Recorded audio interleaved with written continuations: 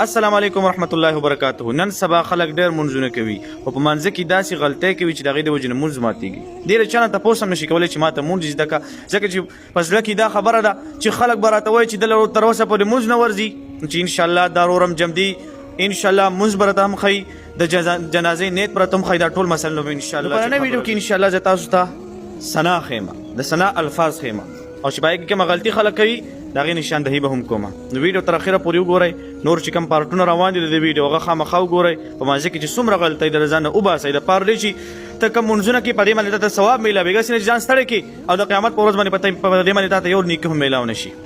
نو ثنا الفاظ دا دي: سبحانک اللهم وبحمدک.